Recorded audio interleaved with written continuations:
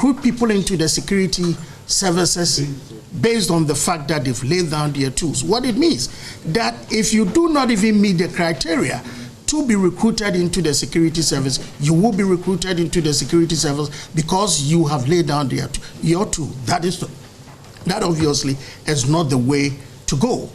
It is important that we deal with the Bawku issue once and for all. I mean, if we all know the sensitivities surrounding the Bawku issue, so if we are not careful and then one ethnic group lay down tools and then they are recruited into the security services, we all know the chaos this is going to create for the nation. It is simply not the way to go.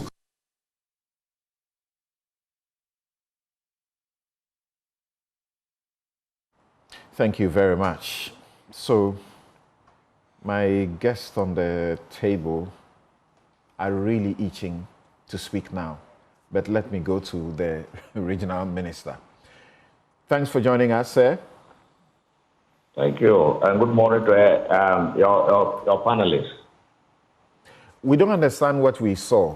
The IGP came there pleading with the people. He was literally just begging them that they should give peace a chance, even went to the extent of assuring them that if they gave peace a chance, at least in the next 3 days that he will be there, they were going to make sure that they will be giving priority in recruitment to police.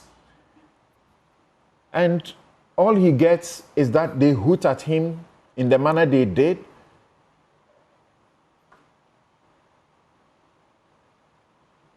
Yes, explain to us. You are there with your people. What is this? Yeah, thank you, and thank you for the opportunity. The IGP's proposal of recruiting them is not in response to what the people were interested in. The people were simply interested in peace and then the resolution of their conflict. So the problem, you know, they said for IGPs so that comes down. But the issue is the people are looking for peace. They're looking for how to resolve their conflict. They did not necessarily talk about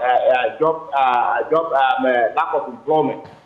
So because that was not something that they were immediately interested in, they were immediately interested in the resolution of the case where they will have peace in their area. So lay down their tools fine, and then if you want to connect it to giving them job, I do not think that was something that the people were really looking for immediately. That was why they did not cease the noise. So they were hooting at the IGP for suggesting to them that if they gave peace a chance, at least for police recruitment, there'll be some priority for the people there, the youth there. Is that it? No, the issue was that the people, they thought that the security agencies did not handle their matter well. So once the IGP was coming, they were welcoming him with that noise because of the fact that they thought his men on the ground did not handle the matter well. And that was why they were already angry. So they were hooting at him because they are perceived unfairness that they keep from the hands of people. And so it is not about just the employment, but it is about how to handle relate to peace in the area. And that's why they were. They have been fighting. They have been fighting for years now. We have the recurrence on and again.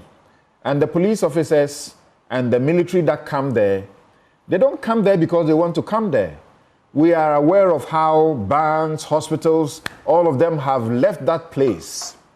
So if these people come there to help, what would justify this kind of treatment? Yeah, there's no amount of ways that you can use to convince anybody that it is necessary for the people to behave the way they behave. But you know, they are dealing with a war situation and a conflict situation. And it depends on how the people perceive the action. You know, what triggered the issue was that they said the police are supporting the other faction for them to do commercial activities in a market created by them. And that was what they were resisting on. And so simply the matter is they are looking at it as if it is that for that particular action of the security agencies, they were not fair to them. That was why they were having the issue with the security agencies. Not necessarily that they said they didn't, for the past year, security was not doing well. All right. And in all aspects, they were not doing well. But particularly this exercise of escorting the other people in the market that has been created by them is something that they did not agree. And they said there were two issues. One was that when the people are not in agreement and then they come to market, any little thing can spark problem. But it's not what mangling until the matter is resolved. Okay, help me understand this. Minister, help me understand this. Hello, Minister. So a new market has been created. Is that correct? Yes. Yes. By the who? The Kusasis or the Mampusis? The Zubran of the Kusa traditional area. All right. And the traditional council. They have created this market. Right. And they do not want the Mampusis to come to this market. Is that it? Exactly. So according to them, the traditional council is of the view that the Mampusis are in the town, the original market, where we have the Bawku market, the original market. They are there. And so the Kusasis cannot attend that market. And for that matter, they have decided to also create their own market at the suburbs. Okay. And for that matter, they were not interested in the Mampusis coming until the matter is resolved. Is this what has triggered the new violence? Yes, this is what has triggered the confusion between the police and the youth. That is why you see that the police installations or whatever were attacked because the youth were of the view that the police should not be assisting the I get that. I get that. So putting them into their market, and that's why they were having problems with the police. I get that. Tell me why they went to burn the houses, Mahama Yarega, the majority leader's place, and also the police's quarters. Well, from my interaction with the various groupings there, the people are thinking that we haven't been fast enough in resolving the matter. And they thought that by now the matter should have been resolved so that they can live at peace. And once the matter is not resolved, anybody who is in leadership position probably has not played his role well. And that is why the matter has not been resolved. So it is not necessarily only Mama Ayerka, but it is also anybody who has a hand to play in resolving the matter. The people are getting angry with the leadership. So their strategy is that for not resolving the matter quickly. Their strategy is that they will spot the homes of influential people who can help to bring peace and who they think are not doing enough, and set those their homes and properties alight. Is that their strategy?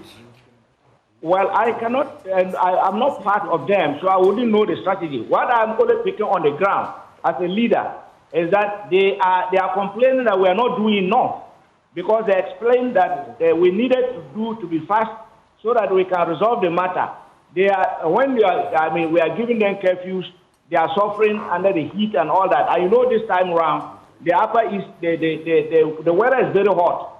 So when you give them curfews, they cannot roam freely and all that. And so they expected that all leadership should have put their hands on deck and try to see how we can resolve the matter. Once we have not resolved the matter, they see us to be part of the problem.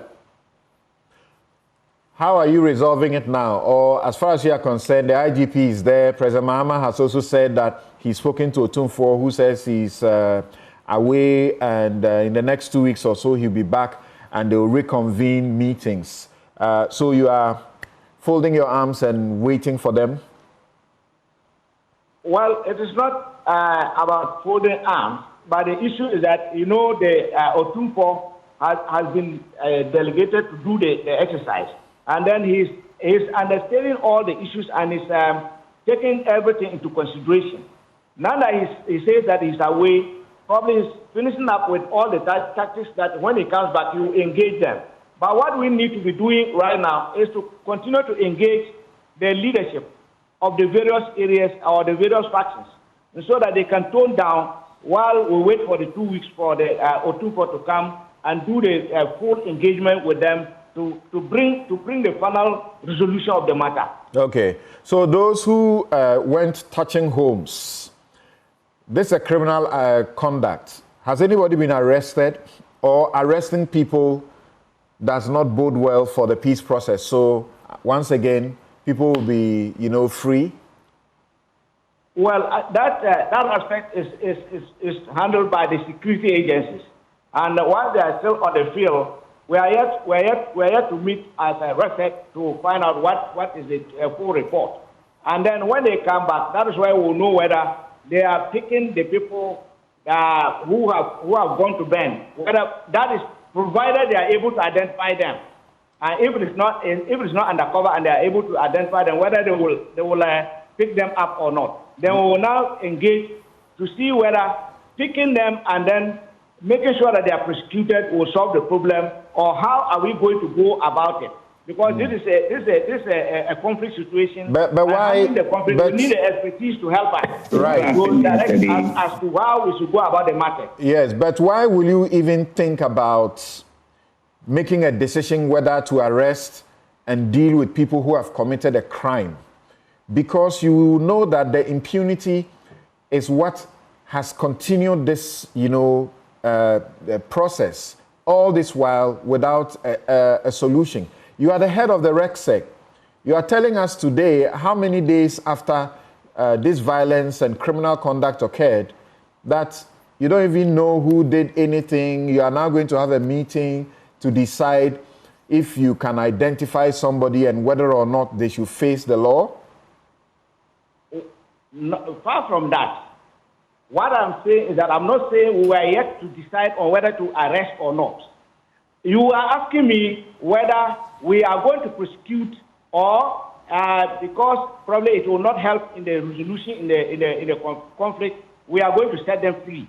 And that is why I'm saying that those who have been arrested or those who are yet to be arrested, if they identify them, they will have to effect that. Then we will not engage to find out how do we go about resolving the matter. That is what I mean. Has any arrest been made at all? Has any arrest been made at all? Some people were picked. How many? But I don't know whether that was related to the banner or... How many people were picked, sir? Well, I'm just getting the details of that. I don't want to give figures when I'm not taking full report on it. You are the head of the RECSEC. You were called when to prepare for this show, and you didn't think that it's important to at least know the number of people who have been arrested? I have been called. I've been called last night, and then I'm on the way coming back to town, and then I've gotten the IGP and the commander are on the field, so they are yet even to give me the report. They haven't provided the detailed report to me yet. All right. Thank you very much. We wish you the very best. It's a very delicate situation. We understand it is a very difficult thing, and we wish you the very best that as a new minister, you will bring your wisdom to bear to help resolve the problem. Kamunguri Donatus Atanga is the Upper East Regional Minister. What a difficult job he has. I don't know if I should ask the MP who is closest to the place first. What's happening? Samson, I speak with a heavy heart.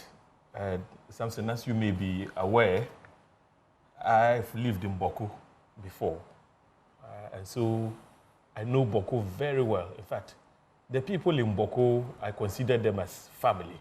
From both sides, the Kusasis and the Mamprusis, I attended school with most of them. This is a conflict which has been going on for ages.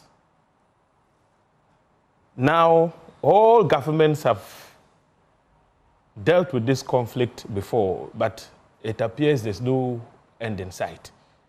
Now, the MPP government dealt with the conflict up to a certain point when Otumfuo was engaged to mediate. And we trust in the wisdom of Otumfuo. He's mediated and actually brought finality to very difficult conflicts in this country before. The Dagbang chieftaincy conflict is a classical example. Many years ago, the Domahine led the process that did what you are talking about, faith, and he concluded everything. But here, this is where we are. Well, but we don't have to give up. We must not give up. Even in the case of Dagbang, the courts dealt with the matter. Several commissions were set up to bring finality to that particular conflict. It didn't work. But finally, it took the magic of the Otumfuo acting in concert with other renowned chiefs such as the Yagbongura and the Nairi to bring finality to that particular conflict. So I have hope that with effective mediation, we can find a lasting solution to the conflict in Bawku. The NDC government is very new. We are about 3 months old. Immediately, the president took over power. He visited the two feuding factions. He was in Nalirugu to engage with the Nairi. And now from Nalirugu, he proceeded to Bawku and had engagements with the Bawku Naba, appealed to both sides to, allow for the mediation, the non-kinetic approach to resolving that conflict to move on smoothly. And both sides pledged that, yes, they would allow the Otumfuo's mediation to happen. Something I can report to you that Otumfuo has already done some work. He's met with both sides, and further engagements would be held. And so, at this stage, I would appeal to my people in Bawku to exercise restraint, allow the security agencies to operate in a manner that can restore confidence. They have never trusted the security agencies. But it is important that trust is built. They are always, in some conflict with the security agencies. Yes, but it is important that trust is built between the people of Bawku and the security apparatus of our state. It's very important. And the security apparatus must also understand that they must act in a manner that can inspire confidence. They must be neutral in the way and manner they carry about their activities. So, Samson, we all have a role to play. The Bawku conflict is escalating. It didn't start with the NDC. Even when President Akufo-Addo was in office, the conflict escalated to the extent that the stretch between Bolga and Wali became a no-go area. Even Binduri, also became a no-go area. People were caught on the stretch there and shot. And shot. Yeah. So I know of somebody who went to bury his father, and on his way back, his car was attacked, and he was also shot. Yes. So the conflict is not limited to Bawku. It has extended to the entire region, even as far as the northeast. And so now we have a national crisis on our hand. Okay. We need all to assist us to resolve the conflict. And so far, I think that the measures put in place by the government are laudable. I'm giving you a bit more time because of your proximity, your involvement sort of with the people, because that's where you also come from. Now, you spoke about Yagbongura and the Nairi helping Otumfuo to resolve the Dagbang situation after decades. In the Bawku situation, the Otumfuo is working with who? Cannot work with these same people, correct? You would understand that the Nairi is actually an interested party. Correct. And so the Nairi cannot be involved in the mediation process. Because the Bawku Naba that was recently enskined by him is what the other group is unhappy about. Yes. He was actually chased out of the place somewhat, and then through a court process, he got himself back because he was being sought after to be arrested. He was, customarily the Mampurushis enskined their chiefs in Nalirugu. Right. So the enskinment actually took place in Nalirugu. Right. And that occasioned some round of resistance, and there was violence. There was violence, government's handling and approach at the time was widely condemned. But that is history now. The most important thing is that the Otumfuo has been tasked to mediate. The two factions have actually had some engagements with him. He's made some progress. We need to continue to support the Otumfuo to bring closure to the matter. Okay. Now, the people in Bawku, the Kusasis, are agitated, but I am appealing to them that it takes quite some time. When the Otumfuo is able to bring closure to the matter, some peace pact would have to be signed. The declarations would have to be outdoored, and we would all know where either side, stands. All right. So I'm appealing to them. It doesn't take a day or two to resolve such complex conflict situations. But I know that at the end of the day, justice will prevail and peace will return. Thank you. It's taking too long, and we pray that it will not continue to, protract. Kofi, so Otumfuo has been mediating, not now. And in the course of the mediation, there has been, eruption of violence. Soldiers have gone there. Soldiers have been accused of doing some wrong. They've got into fights with them. Police have gone there. Police have gotten into trouble with them, and see what happened to the IGP. Unfortunately, with all the respect I have for Otumfuo, I have to say this. He will not succeed. If anybody could succeed in this matter, he won't succeed. If anybody could succeed in this matter, he would have succeeded. He has that heft with which he can help resolve this matter. What is going on is basic. Look, if somebody believes they can get the best outcomes through the application of force, they won't negotiate. It's a basic rule in negotiation skills. If you believe you have what it takes to make your adversary do what you want, you will never negotiate. The only time people negotiate is when the negotiated outcome looks like a better outcome than what they can get by themselves, or looks like a cheaper outcome, all right? And there is simple reason for this mindset. The simple reason is this. What you have in Bawku is not a scuffle or disagreement that mediation, negotiation, reasoning, and such stuff will resolve.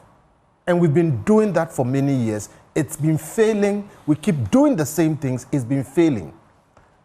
I say here and now, the Bawku situation is not a police situation. It is not something for keeping law and order.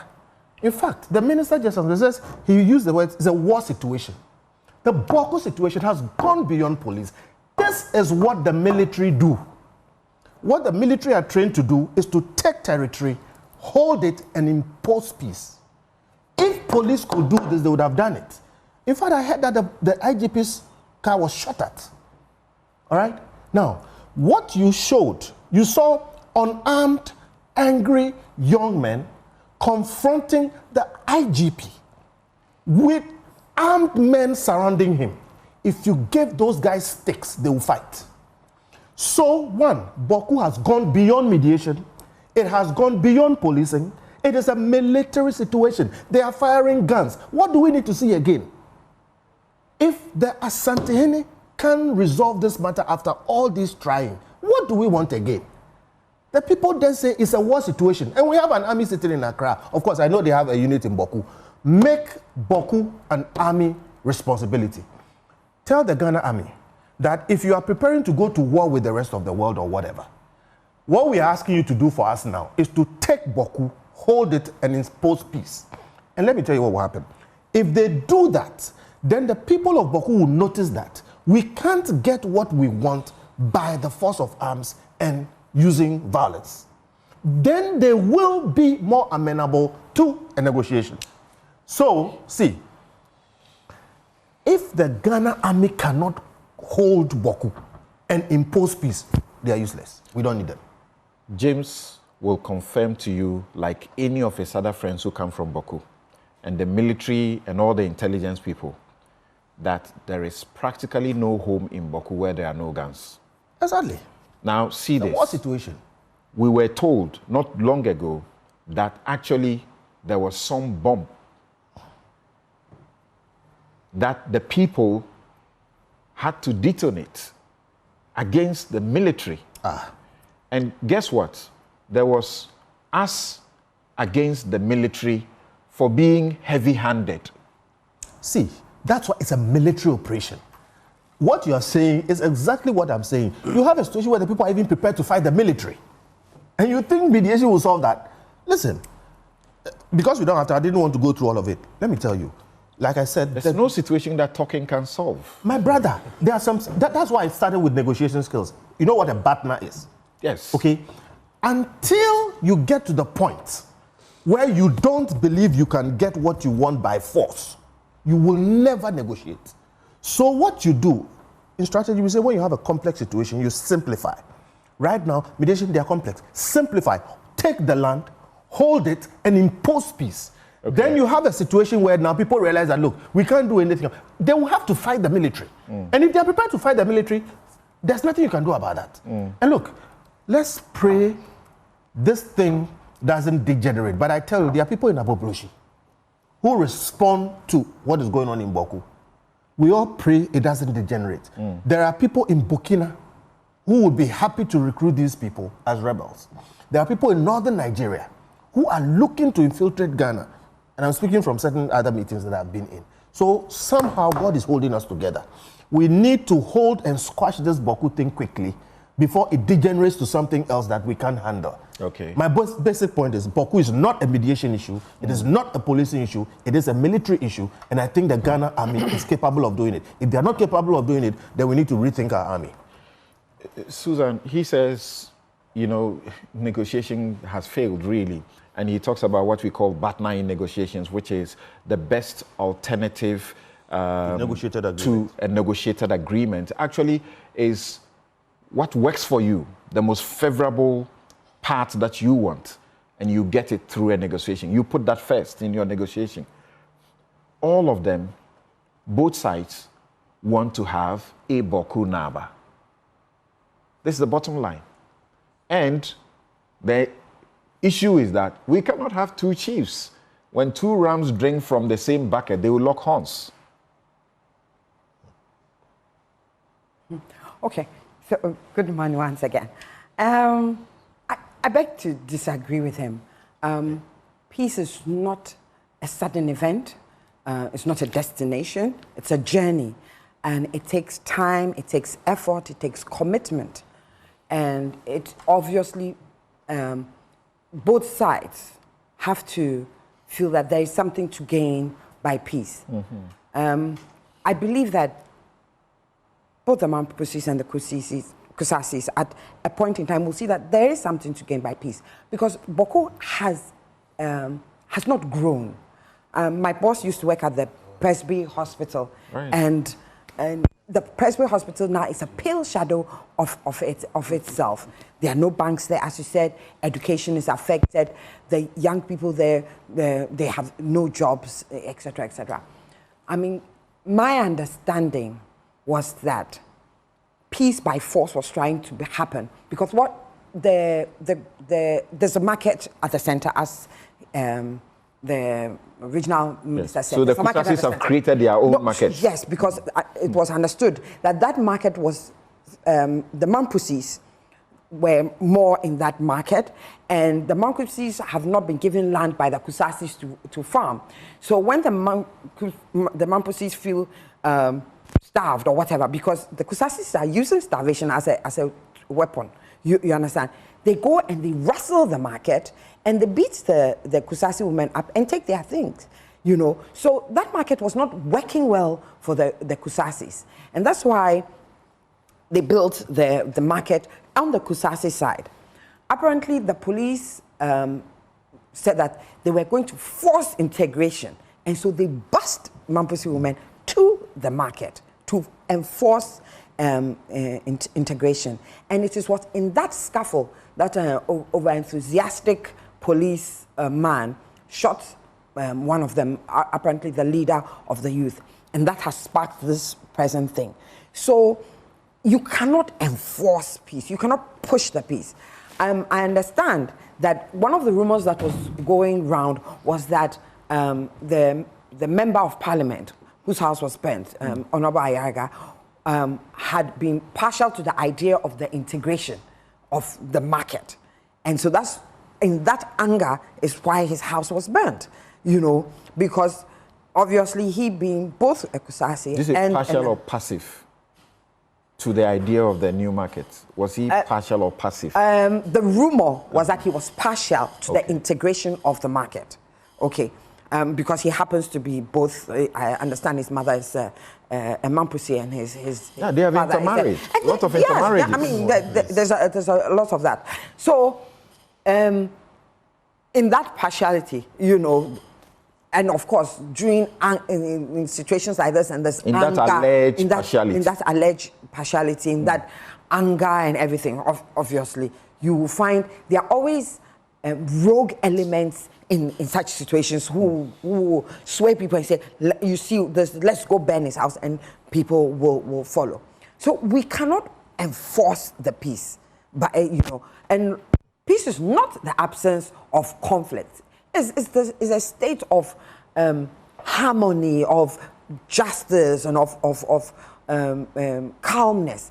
And so getting the military to go there and enforce it does not necessarily mean that there is peace. We need to go to the roots of the matter. The minister says this is war. They themselves actually use the term war. No, but it is a war. I mean, why else were the Kusasi How do you resolve the war? Starvation? How do you end the war? No, but because you need both to look that they are susceptible to the deprivation and that they will both benefit if Bawku develop. You understand? Of course, I mean, the Asantehene, he's going there because he knows the roots and he knows, you know, the way royals talk, you know, they have a certain understanding of how certain words have weight and have, you understand? Enormous respect for him. There's enormous respect for him. And I'm sure there are other people too that people have enormous respect for both the Kusasis and who can join him in this meeting. I don't think that we should expect that they wave a magic wand, he waves a magic wand, and he has to work for that peace. He has to make sure that getting to the roots of it. And so it's not going to happen in one day. We would want the young people to tone down. Why not? Because they are the ones who will also be the victims if they don't tone down. I mean, I know that we look at the statement of the IGP and we are like, he shouldn't say this. You know, I can understand where he's coming from in some ways, even though I disagree with the statement. He has explained, just a second, he has explained that what he means is that recruitments have been centered in Accra and Kumasi. But this time round, they are going to, as it were, localize it to places like Bawku. And the residents of Bawku, the youth, will be giving priority, not that whether you are qualified or not, you'll be taken. You'll be screened. No, but you see, but this is not the statement to make at that time. Because the issue is that the perception was that during the MPP time, a lot of Mampusis were recruited into the security services. So when you make that statement, it is as if you're trying to balance it, that now you're going to have Kusasis being recruited into the security agencies. So, I can take his explanation that he's given, but there are certain things that are prudent to say at a certain time and are not prudent to say at a certain time. No matter how well-being, how well-meaning you intend to be, what shouldn't we give for peace in Bawku if it means giving the youth priority for police recruitment? Is that the best? We should give a lot. And we have given a lot. I mean, I think it's expensive to even have the police there, to send the military there. It's expensive to have a section of your people in a nation not growing. It is expensive for us. You understand? Why should we have a place that has so much potential and yet is not growing? That is expensive for us. Yeah. So, I mean, we have to look at the pros and cons of what is more expensive? Thank you, and what Susan. is more long-term? Thank you, Susan. And Ijapa, Susan began by saying Bawku has stagnated. If you have been to Bawku, and if you have been there for like within periods, when James was there, we were in Navasco together. I remember going to Bawku. I remember going to Bawku after university. I remember going back to Bawku in recent times, and nothing shows that it's a place where there's been progress. How are we going to get out of this? Let me say good morning to our viewers and listeners on radio, and to my colleague panelists, and obviously to yourself. It's surprising to me that we are all dancing around the issue. I was surprised that Kofi, of all people, and Susan did not hit the nail on its head. I didn't have time. We've played political chaskele with this matter for many years. Not so? So why are we not addressing the issue? We all heard the promises that Mr. Mahama made during the campaign season to the people, and especially the youth of Bawku, that this matter gets escalated when the MPP is in government. They played the Baumia being the Mampusi against the Kusasis. We don't know this. How about your side, the NPP? So I'm saying political chaskele. Okay. James, so you are equally guilty, you agree? You see, look, Mr. Mahama is the president of this republic. His Excellency Nana Dankwa Akufo-Addo, like James suggested, he was the one who actually got the Otumfuo involved in the resolution of this matter. He hasn't been successful as we speak. And I don't think that the military intervention necessarily is going to be the solution to this problem. The politicians should stay off. And let us work together. I cringe when matters of national importance, matters that border on the security of our country. We know the problems in the Sahel. Perish the thought that any of these leaders in those regions infiltrate and look to exploit the situation in Bawku. The security have told us over time that they're already there. There you go. Yeah, because that is closest. So please, I'm not from there. I'm not particularly knowledgeable with respect to the historical antecedents that has degenerated into what it is that is happening there. But certainly, I'm aware of the politicking that we have sought to exploit for our own expediency when it comes to these matters. And I think that it's about time that we call a spade, get the politicians to stay off. If the military have to go in to maintain some level of peace, so that the mediation that the revered Asante is working on can make progress. I believe that that's the way that we have to go. Your minority group held a press conference, that was yesterday, and the major part of their point was that as not the part of the recruitment, which was addressed by your friend, what's the name? The other part addressed by Reverend Intimfojo was that the government is failing to deal with this. And so people are asking questions, but this has been there for a long time. A government which is done barely 3 months. What exactly is the point? But of course, it was as a result of the promises that the president today made during the campaign trail, that this is a matter that can be resolved expeditiously, and that when he becomes president, he is going to resolve it as soon as possible. The reason why he went there when he became president, I believe in the first or second week. And so the expectation is that deal with it. So that's a continuation of the politics that damages the opportunity to resolve, which you are concerned about. I don't think so at all. It's the role of the minority to call on the president to do his job and to abide by the words that he himself had committed to. Okay? If you say that this is a problem that is an MPP problem that gets escalated when the MPP is in government, and that when they vote for you and you come in, you're going to resolve the problem, then 3 months is long enough for you to make sure that the problem is resolved. Okay. Yet, we have your IGP going there to make promises that really is really difficult to discuss on a platform like this. Okay. That you're going to recruit people when they lay down their arms and give them legitimate arms through the police service. It's unbelievable. All right. Yes, Senyor Osi also joins us. Thank you for joining us. Senyor Osi is an economic policy analyst and a member of the One Ghana movement, also the Ghana Coalition Against Galamsey. One of the reasons he's here, because we are hearing things from this government that's completely contrary to what they promised to do with Galamsey. See, I was reporting in Kufuor's regime when Otumfuo was sitting on the Dagbon situation, and it was difficult. There were tensions. There were times all the people, including those who were negotiating, leading the process, got angry, and everybody had to disperse.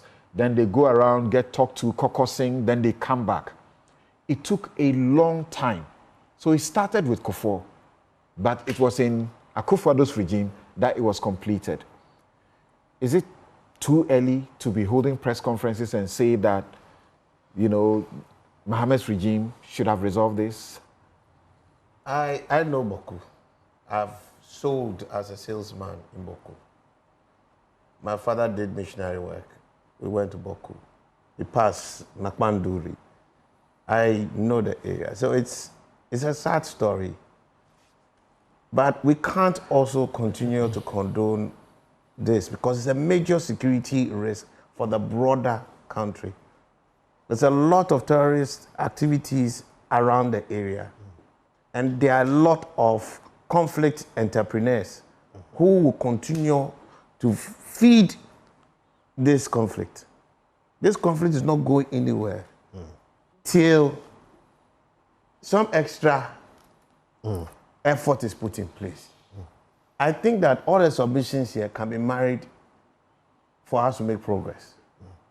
I wouldn't take his recommendations off. Kofi's approach? Not at all.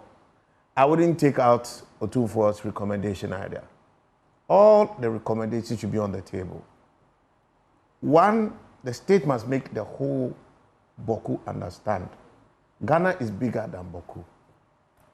The activities in the past 20 years, I was there 21 years ago. I went there again 10 years ago and about 5 years ago. It doesn't make sense. A whole generation's life is being thrown away. The cost, and I think we should be asking the state to tell us how much it has cost us trying to resolve or manage the situation in Bawku. Juxtapose that with the development and the hope for the children in that area, and we'll see how senseless this conflict is evolving. If I were president, I would still ask Otumfuo and whoever to mediate the matter, and I'll give it a timeline. 1 minute. Timeline. I will give it a timeline. We can't have this conversation in perpetuity. This region can actually cause a total civil conflict in our country. So let's stop taking it lightly. I would expect the MPP and the NDC for the first time to start rallying together because this risk is bigger than their own, what the name? Votes. What do you call it? Parochial and myopic interest. So I agree with him. But the two tribes are divided within the two-party lines. Yeah, their people too are also. That's why when Mensah and his people, all right, and James and his people come together and tell everybody in one conference, in one speech, that not anymore.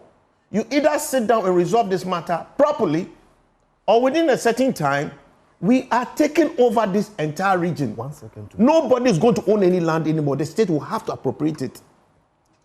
We can't continue like this. Can't we destroy the lives of the people there?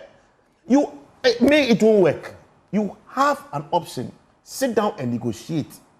Or the state will assume full ownership of the land and administration of the place, there will be no chieftaincy in that place anymore.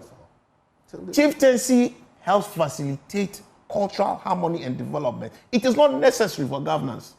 Let's get it very clear. Chieftaincy is not necessary for governance. So if Yamau Chiami, not say Wusi Wundia, there be a Yamau Hini, not say Wusi Wundia, Chiami Po, Babon. We can't continue this thing. James, I've been to his place. Chuchuga, you don't have any problem. Do you think what you are saying is ever possible? It is very possible. We always try to be nice and optimal and ideal about everything. That's what the political leadership goes there to disband chieftaincy. No, my brother, I'm telling no, please. We cannot continue fighting this war in perpetuity. The lives of the children who were there 20 years ago have been destroyed. It's a whole generation. Do we realize what we are doing? When you look at the cost of what we are doing today, you realize that what I'm telling you is actually the cheapest move to make. The first thing, these politicians should come together, take a position, and read the Riot Act to the entire people. Let them know that politics is no more thriving. Because what is at risk, Samson? I don't think what you just said will be new, though. No, it will they not coming be, together no, and it's not seeming to agree. You see, it's okay when there are certain things you can actually keep kicking the can, but at a point you have to pull the plug. For him to be here, you should not measure in his advocacy to tell us that it's a political chaskele. It means everybody is realizing that now we are all having enough. Where we are with Bawku, if a civil war would start, it will be triggered from that place. And when it starts, there'll be so much confusion. What business do we have killing people between the stretch of Waliwali and Boga because of what is happening in Bawku? It should tell you what is happening. You can't continue. All we need is another gold find, another major mineral find. Around the area, we are dead. People who own that place. There are spaces in here. Is it Dollar Town also? Even military sometimes struggles to manage. Please, I beg you, sit down, read, come to a consensus politically. And it has to be a hard one. This is the end of the road. This is the map. We want to avoid that hard end. Let's go the soft route and negotiate our way peacefully and create harmony. If you can't, we also as a country cannot continue to pump resources and destroy the lives of the people there. So we'll have to take the hard decision. You will kiss it all goodbye. You will kiss it all goodbye. We can't fight in perpetuity. Harmony must be realized by force or by negotiation. And it starts with the politicians. Okay, Kofi wants to say a So I think there's been a little bit of misunderstanding when I say the military should go and take the space and then impose the peace. I don't mean the military should go and beat everybody and then take over the place. How can everyone be having a gun in their rooms? Militaries don't solve problems, but they have to take the space, impose the peace, and I agree with Senor. Look, we have in this country before, check Kwame Nkrumah's time, scrap chieftaincy, take over the land, and then let them talk. But whilst they are talking, if anybody gets out of line, you are dealt with by the military. Impose that martial law there. Let us understand that it is a country we are dealing with, and we can't allow one group. So I don't mean military don't solve any problem. But we cannot be trying to mediate when people are taking pot shots. So whether it's politicians who have to go together, whatever, first take the space, impose the peace. I agree with Senor. Let us de-gazette all the chiefs and let them know until we resolve this matter in a certain way, we will not bring you back. Why is it not possible? Samson, do you realize the lives have been destroyed in the last 20 years? People have not had an education. There's no access to health. There's no access to justice. And you think that it is in fact, at the point the courts were closed down there. And you think that it's cheaper than disgazetting them. Hold the peace. I mean, there are also other ways that we can go about. The things you guys are saying, the two politicians, they won't say anything about it. You are making an assumption that NDC and MPP love this country so much that they will put aside their political things and sit together and say, that's an assumption. So, I mean, you understand.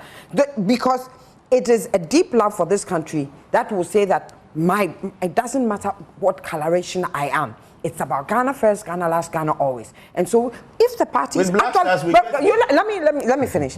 So, that is your assumption that they have that deep love for this country to put aside their political coloration and sit and go and do that. But I want to say, look, the Gazette, whatever, maybe it will bring peace, maybe it will not. But we know that the Mampusis sent this thing to court, and the court ruled against them and then said that the Bawku Naba presently should be the one who is there. Then we know what has happened in between that time and now, because that was Kufuor's time, wasn't it? The Supreme Court case that effectively said that the Bawku Naba should be the chief there. In recent times, and you yourself alluded, the chief was skinned in Narurugu, where it usually should happen, and then there was a warrant for his arrest. Getting towards the end of the election, this warrant was pulled out, and this man was sneaked in there, causing problems. And it is all because of the politicians. You understand? But I believe that there is another way also. Should we not enforce development on them? You send the military there, I agree with you, send the military there and build schools. Send the military there and build hospitals. Let the people realize that. You understand? If you cannot force them to do, we will force you to be developed. We will build a city here, burn it down, and let's see. And I mean, I think that there are ways and means of going about it. Maybe we need to reverse our thinking. Interesting. You understand? Interesting, but two quick points. I think, as you refer to, there was a warrant for the arrest of the chief who was installed or enskined to the disagreement of the other party as a Bawku Naba, which brings in the Nairi as an interested party, and for which he cannot be part of the process going forward to resolve by the Otumfuo. But that arrest warrant was eventually set aside by the Court of Appeal as one that was issued wrongly. But I understand that after that was set aside by the Court of Appeal, a fresh search and arrest warrant was issued by the High Court on the 29th of October 2024 for the arrest of the new Bawku Naba, and nobody appears to want to execute the search and arrest warrant. It's not like in Tim Fojo's house, you can't just go there. This place, the people who want to go there, they just can't go there. All right, so this is where we take a break. We'll return to now ask the question whether the government's interest now is to prosecute the whistleblower, which the MPP says is intimidation, which must stop, or they are looking for him so that he will give evidence of cocaine and money. We'll be right back. The Ghana Armed Forces is engaged in several theaters to maintain peace and security in our nation. One major flashpoint continues to be the Bawku area. Only 2 days ago, an incident in a marketplace triggered an unfortunate loss of lives and criminal vandalism of property. I wish to emphasize that nobody gains from this situation of conflict and insecurity. We have triggered the Otumfuo mediation process, which saw all stakeholders participate in discussions in Kumasi on a roadmap towards peace. I'm assured by the Asantehene that the process will resume next week when he returns from his brief visit abroad.